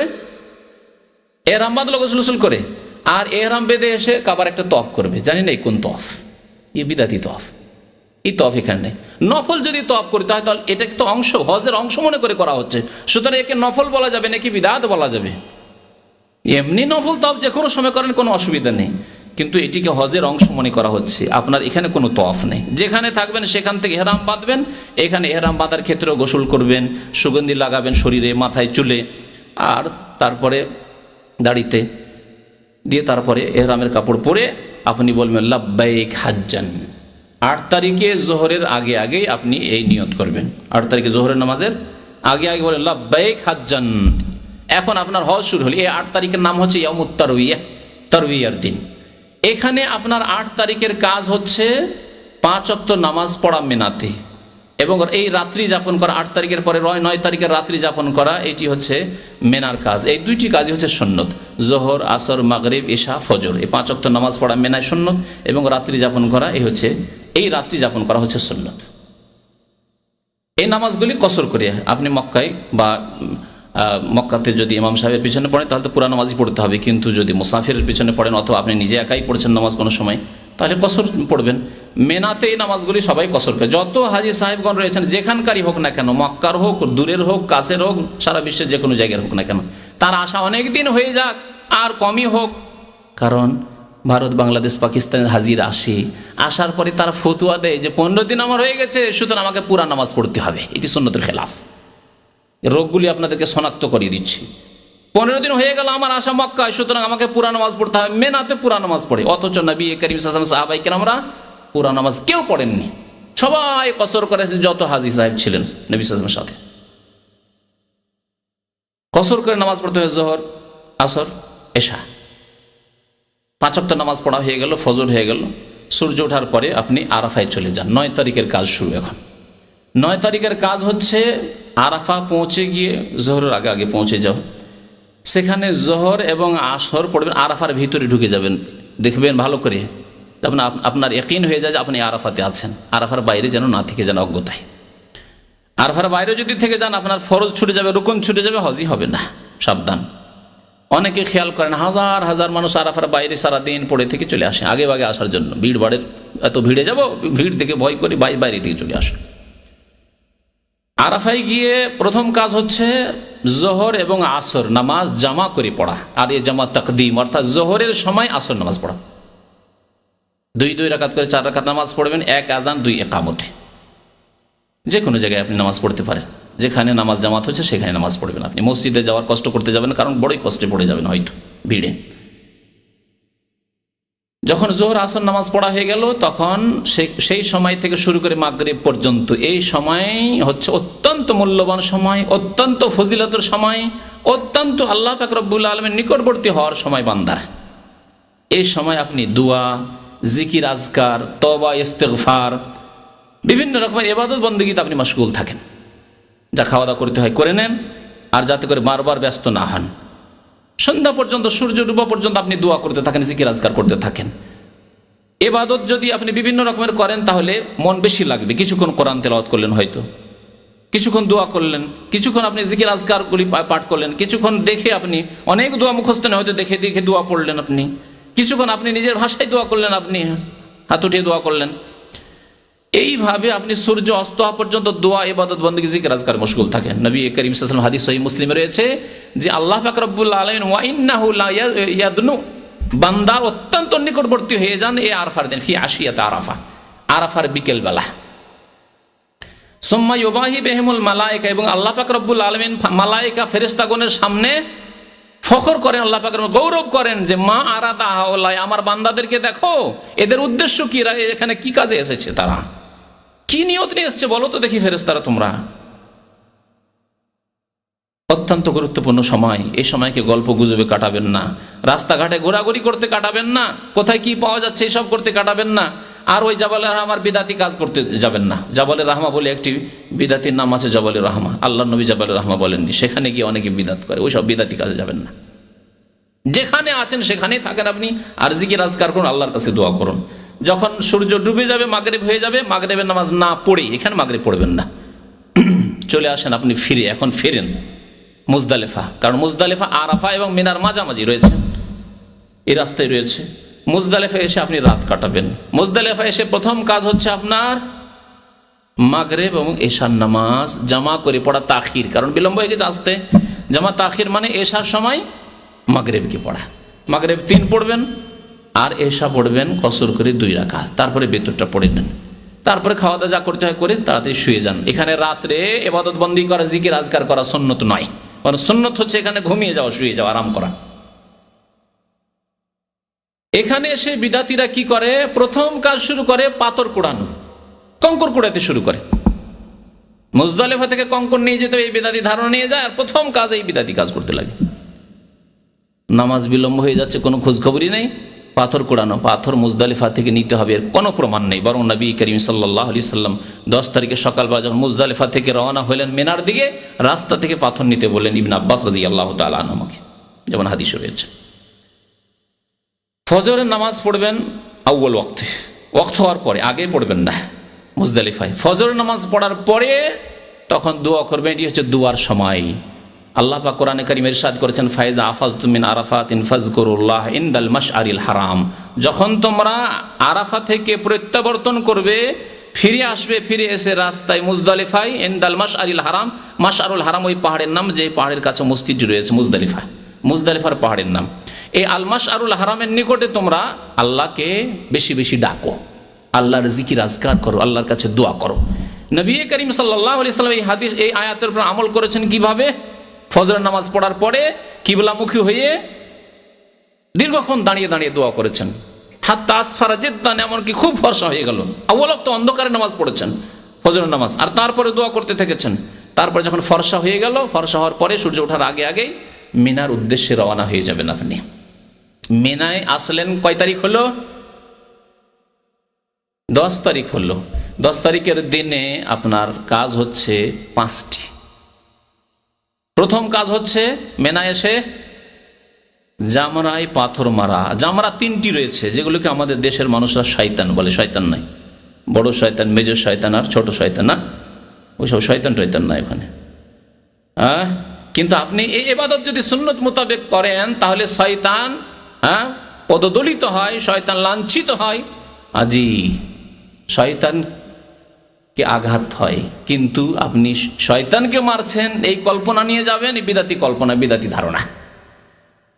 আপনি আল্লাহর জিকির করার জন্য আল্লাহকে স্মরণ করলে কামাতে জিকিরিল্লাহ, নবী করিম সাল্লাল্লাহু আলাইহি ওয়াসাল্লাম বলেছেন রামিউল জামার, কঙ্কর মারা আর মিনায় অবস্থান করা, অন্যান্য কাজ যে কাজগুলি রয়েছে এগুলি আল্লাহর জিকিরকে প্রতিষ্ঠা করার জন্য। এখানে এসে প্রথম কাজ হচ্ছে বড় যে জামরা, যে জামরার নাম হচ্ছে জামরায় কুবরা, বড় জামরা, অথবা জামরায় আকাবা। জামরায় আকাবা রয়েছে শেষে, মিনার শেষ দিকে, প্রথম উলা, তারপরে মধ্যটি উস্তা, তারপরে জামরায় আকাবা। ওই বড় জামরাকে আপনি 7টি পাথর মারবেন।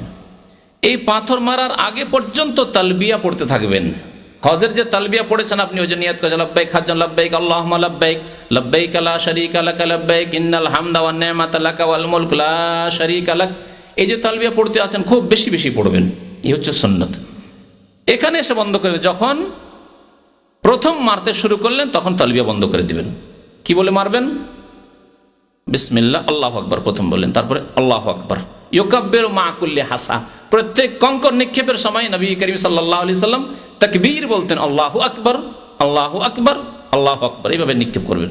আর কঙ্কর ছোটি হইতে হবে। আকবার মিনাল হিম্মাসি কালিলান, যে বুটের ছোলার দানা রয়েছে তার চাইতে সামান্য বড়, সামান্য বড়। ছোট ছোট কঙ্কর নেবেন। এমন কঙ্কর নবী সাল্লাল্লাহু আলাইহি ওয়াসাল্লাম বলেছেন যাতে কারো চোখে লাগলে চোখ অন্ধ না হয়ে যায়, কানা না হয়ে যায়, কারো মাথায় লাগলে মাথা না ফেটে যায়, কারো দাঁতে লাগলে দাঁত না ভেঙে যায়। বড় পাথর নিলে হবে না, ভাঙবে না। অনেক মূর্খরা মনে করে শয়তানকে মারবো, এই ছোট কঙ্কর কি বা হবে, বড় নি। আবার অনেক জাহেল মূর্খরা মনে করে স্যান্ডেল জুতা মারি। আর দেশের মতো বাঁশ টাঁশ থাকলে তো মনে হয় লাঠি দিয়ে মারতো, এদেশে তার বাঁশ পাই না। তো এই একটি কাজ হলো কঙ্কর মারা বড় জামরাকে। 2 নম্বর কাজ হচ্ছে, 2 নম্বর কাজ কি? তরতিবের সাথে বলছি, আগে পরে হয়ে গেলে কোনো অসুবিধা নেই, কিন্তু তরতিবের সাথে পর্যায়ক্রমে যেভাবে নবী সাল্লাল্লাহু আলাইহি ওয়াসাল্লাম করতে বলেছেন ওইভাবে করা হচ্ছে উত্তম মুস্তাহাব। সাহাবায়ে কেরাম প্রথম বছর যেহেতু হজ ছিল, অনেকেই ভুল করেছেন, আগে পরে করেছিলেন। আর প্রত্যেকে এসে জিজ্ঞাসা করতেন, ইয়া রাসূলুল্লাহ আমি তো এরকম আগে পরে করে দিচ্ছি, আরেকজন বলছে আমি তো এরকম করে দিচ্ছি, আমি তো এরকম করে দিচ্ছি। প্রত্যেকে নবী সাল্লাল্লাহু আলাইহি ওয়াসাল্লাম একটি জবাব দিতেন, ইফ আল ওয়ালা হারাজ, করো, কোনো অসুবিধা নেই, যা হয়েছে হয়েছে, কোনো অসুবিধা নেই। তাহলে বোঝা গেল তরতিবের বিপরীত যদি হয়ে যায় তো অসুবিধা নেই, কিন্তু উত্তম হচ্ছে এই তরতিবের সাথে যেভাবে আমি বলছি। যদি নিজে হাতে কোরবানি করতে চান তাহলে 2 নম্বরে হচ্ছে কোরবানি করা।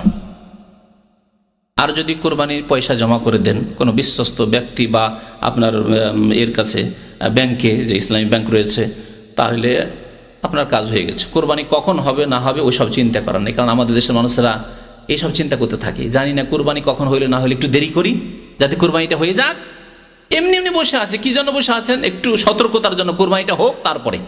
কোরবানি হইবে আমাকে বলেছে 10টা।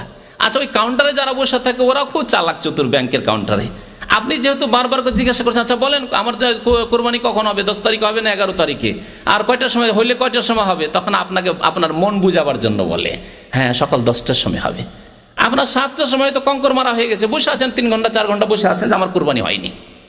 আপনার জেহালত, অজ্ঞতা, আর সে আপনাকে বুঝাচ্ছে কারণ তার ব্যবসা চালাইতে হবে, কাউন্টারে বসে আছে, তো কাস্টমার তো জোগাড় করতে হবে, দৌড়তেই হবে। জি, এ হলো অবস্থা। এর সাথে আপনার কোনো সম্পর্ক নেই। টাকা জমা দিয়ে দিয়েছেন, আপনি একজনকে দায়িত্ব দিয়ে ওকিল বানিয়ে দিয়েছেন, আপনার দায়িত্ব শেষ হয়ে গেছে। 3 নম্বর কাজ হচ্ছে মাথা মুন্ডন করা, এটি হচ্ছে উত্তম। আর না হলে মাথার পুরো মাথা থেকে চুল ছোট করা। এই কাজ যখন হয়ে গেল তখন আপনি কি করবেন? এহরাম খুলে দেবেন, গোসল করেন, পরিষ্কার পরিচ্ছন্ন হয়ে যান, আতর সুগন্ধি লাগান, সেলাই করা কাপড় পরে নেন, সব কিছু হালাল। শুধুমাত্র স্ত্রী ছাড়া। এই জন্য এই হালাল হওয়াকে বলা হয় আত-তাহাল্লুল আউয়াল, প্রাথমিক পর্যায়ের হালাল হওয়া। প্রাথমিক পর্যায়ের হালাল হওয়া, কেন প্রাথমিক হালাল হয়েছেন, এসব আপনার হালাল, কিন্তু এখনো স্ত্রী হালাল হয়নি। স্ত্রীর সাথে যৌন কামনার সাথে গল্প করা, তাকে স্পর্শ করা, তার হাত ধরা, তার গায়ে হাত দেওয়া ইত্যাদি সব জায়েজ নাই, এখনো জায়েজ হয়নি আপনার জন্য। তিনটি কাজ হলো, তাই না? এখন আপনি পরিষ্কার পরিচ্ছন্ন হয়ে গোসল করে সেলাই করা কাপড় পরে আপনার লেবাস পোশাক পরে সুগন্ধি লাগিয়ে কোথায় যাবেন? মক্কাতুল মুকাররমা চলে যান। সেই দিনে যান, উত্তম নবী করিম সাল্লাল্লাহু আলাইহি ওয়াসাল্লাম সেই দিনে জোহর আগে আগে সেরে চলে এসেছে। চেষ্টা করেন আপনিও মক্কাতুল মুকাররমা গিয়ে তাওয়াফ করবেন। এই তাওয়াফ হচ্ছে তাওয়াফুল হজ, হজের তাওয়াফ।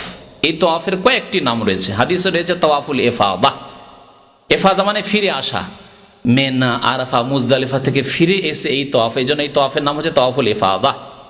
সুম্মা আফিদু মিন হাইসু আফাদান নাস, যেখান থেকে মানুষরা ফিরে আসে সেখান থেকে তোমরা ফিরে আসো, অর্থাৎ আরাফা থেকে ফিরে আসো, আল্লাহ করে বলেছেন।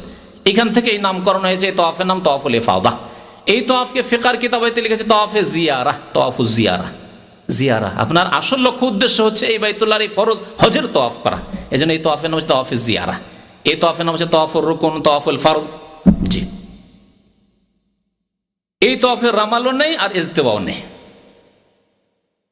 কারণ আপনি সাধারণ লেবাস পোশাকে আছেন, আর রামালও নেই এতে, যে তাওয়াফে কদমে বলেছি। 7 চক্কর দিলেন, তাওয়াফ হয়ে গেল। আপনি যে কোনো জায়গায় মাকাম ইব্রাহিম পিছনে হলে ভালো, না হলে যে কোনো জায়গায় 2 রাকাত নামাজ পড়েন, তাওয়াফ শেষ হয়ে গেল। হজে তামাত্তু যেহেতু করেছেন মনে রাখবেন, সুতরাং কি করতে হবে? এখন সাফা মারওয়ার সাই করতে হবে। সাফা মারওয়ার সাই যেভাবে উমরাতে করলেন সেভাবে আপনি সাফা মারওয়ার সাই করবেন, ওইভাবেই দোয়া করবেন। সাফা মারওয়া যখন সাই করা হয়ে গেল, তখন আপনার হজের সমস্ত কাজ প্রায় শেষ হয়ে গেল। এখন আপনি কি হয়ে গেলেন? পূর্ণ মাত্রায় হালাল হয়ে গেলেন। তাহাল্লুলে সানি বলা হয়, পুরোপুরি আপনি হালাল হয়ে গেলেন। এখন আপনার জন্য স্ত্রী পর্যন্ত হালাল, যদিও সামান্য কিছু হজের কাজ বাকি আছে, কিন্তু হজে যেহেতু আসল কাজগুলি হয়ে গেছে, সেই জন্য আপনার জন্য সব কিছুই হালাল, যা আল্লাহ হালাল করেছেন। তা যা হারাম করেছেন সবসময় হারাম। এ হজ শেষ হয়ে গেল। আপনি সন্ধ্যা হওয়ার আগে আগেই ফিরে চলে যান কোথায়? মেনায়, কারণ মেনাতে রাত্রি যাপন করতে হবে। এখন আপনার কাজ কি বাকি? 11 তারিখের রাত, 12 তারিখের রাত মেনায় যাপন করা হচ্ছে ওয়াজিব। যদি ছুটে যায়, আপনি বিলম্ব করে রাত 12টা 1টায় গেলেন, রাতের অধিকাংশ অংশ রাস্তায় কেটে গেল, মক্কাতে কেটে গেল, তাহলে ওয়াজিব ছুটে যাবে, আপনাকে দম দিতে হবে কোরবানির জন্য, খেসারত দিতে হবে।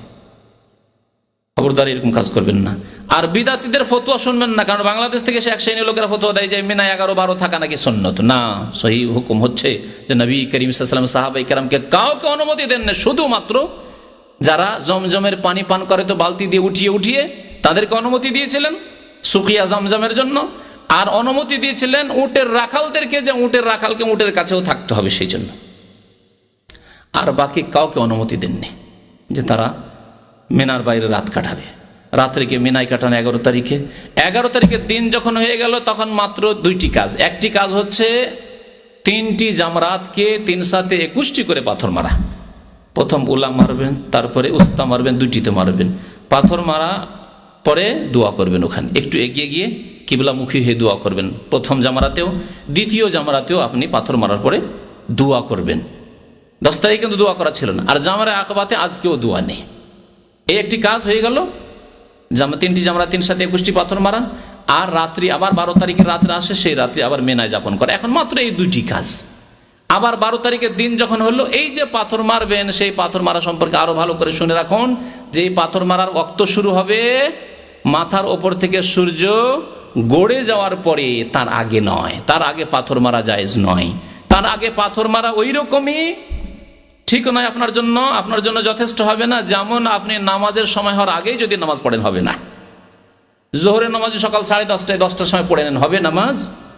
হবে না। মাগরিবের নামাজ বিকাল 5টার সময়, 5টা কেন, আজকাল তো ডুবিয়ে যাচ্ছে 5টা, এখানে আপনি 4টার সময় যদি মাগরিবের নামাজ পড়েন হবে?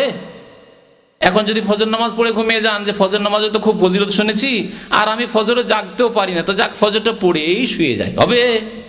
হবে না।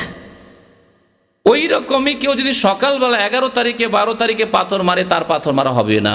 শুনে রাখুন, হাজার হাজার জাহেল মূর্খরা সকাল থেকে পাথর মারছে 11 তারিখ 12 তারিখে। আপনি জাওয়ালের পরে যাবেন, বিকেলবেলা যাবেন, সন্ধ্যার আগে আগে যাবেন। যদি ভিড় থাকে আপনার কাছে, মহিলা থাকে, আপনি রাত্রে যান, অসুবিধা নেই, রাত্রে সারা রাত মারেন, কোনো অসুবিধা নেই, ফজর আগে আগে পর্যন্ত মারেন। 11 তারিখ আর 12 তারিখে পাথর মারবেন। তারপরে যদি আপনাকে চলে আসতে হয়, তাহলে 12 তারিখে পাথর মেরে মাগরিব হওয়ার আগে আগে মিনা থেকে আপনি বেরিয়ে পড়েন। মিনায় আর ফিরে যাবেন, মিনার মাঠ থেকে বেরিয়ে পড়েন। যে আমরা এক পায়ে পাথর মারার পরে একটু এগিয়ে আসলে মিনার মাঠ শেষ হয়ে যাচ্ছে, বেরিয়ে পড়েন আপনি সূর্য ডোবার আগে, যদি তাড়াতাড়ি আসতে চান। আর যদি থাকতে চান যে না 13 তারিখও থাকবো, তাহলে এই 13 তারিখের রাত্রি যাপন করা ওয়াজিব আপনার জন্য, আর তারপরের দিন আবার 3টিকে 3 সাথে 21টি পাথর মারাও আপনার জন্য ওয়াজিব। আর এটি হচ্ছে উত্তম, 13 তারিখ পর্যন্ত থাকাই হচ্ছে উত্তম। আল্লাহ পাক কোরআনে কারিমে সূরা বাকারায় ইরশাদ করেছেন, ফামান তাআজ্জালা ফি ইয়াওমাইনি ফালা ইসমা আলাইহি। কেউ যদি 2 দিন, ফি ইয়াওমাইনি 2 দিনে তাড়াতাড়ি করে যে আমি তাড়াতাড়ি 12 তারিখে করে হজ করে চলে যাব, ফালা ইসমা আলাইহি, তারও কোনো গুনাহ নেই। ওমান তাআখার, আর কেউ যদি বিলম্ব করে, ফালা ইসমা আলাইহি, তারও কোনো গুনাহ, লিমানি তাকা, তবে এই হুকুম কার জন্য? মুত্তাকি, আল্লাহ ভীরুর জন্য। আর নবী করিম সাল্লাল্লাহু আলাইহি সাল্লাম উত্তম হজ করেছেন, তিনি 13 তারিখ পর্যন্ত থেকেছেন, 13 তারিখের রাত্রেও যাপন করেছেন এবং 13 তারিখের দিনে 3 সাথে 21টি পাথর মেরেছেন। এইভাবে টোটাল মোট কতটি পাথর মারা হবে? 12 তারিখ পর্যন্ত হলে 49, কিন্তু 13 তারিখ পর্যন্ত যদি পাথর মারেন 70টি পাথর। আর প্রত্যেক দিনের কঙ্কর মেনা থেকে নেবেন, ওই মুজদালিফা থেকে আপনি উঠিয়ে নিয়ে এসেছেন 1 বোঝা কঙ্কর, এরকম কাজ করবেন না। 4 দিনের সমান কঙ্কর আগে থেকে নিয়ে এসেছি, বিদাতি কাজ করবেন না খবরদার। যেদিন যতটা পাথর মারতে হবে সেই দিন ততটা নেবেন আর নিয়ে আসবেন, পাথর মারবেন। এইভাবে আপনার হজ পুরা হয়ে গেল। এখন যেদিন আপনি মক্কা থেকে বিদায় হয়ে চলে আসছেন, তখন আর একটি কাজ বাকি আছে, তা হচ্ছে তাওয়াফুল ওয়াদা বা তাওয়াফুল ওয়াদা, বিদায় কি তাওয়াফ, বিদায় তাওয়াফ। এই বিদায় তাওয়াফের হুকুম হচ্ছে ওয়াজিব। কেউ যদি ছেড়ে দিয়ে চলে আসে তাকে দম দিতে হবে, কোরবানি দিতে হবে।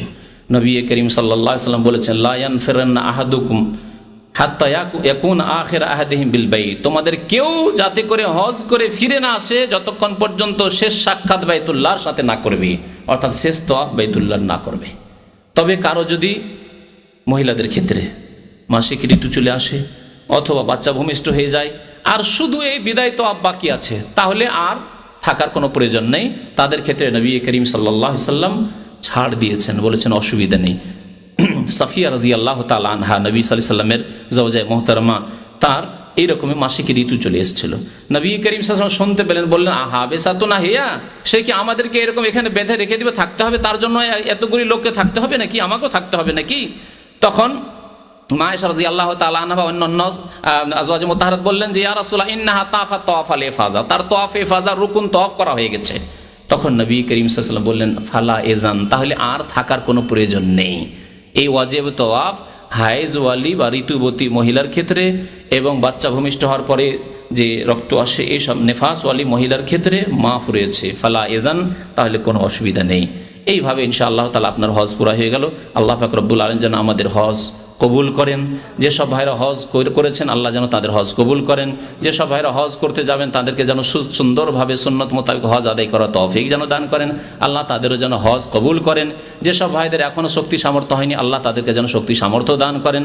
আল্লাহ আমাদের রুজিতে যেন বরকত দান করেন, আমাদের স্বাস্থ্য শরীরে যেন বরকত দান করেন, আমাদের সন্তান সন্ততি ছেলে মেয়েতে যেন বরকত দান করেন।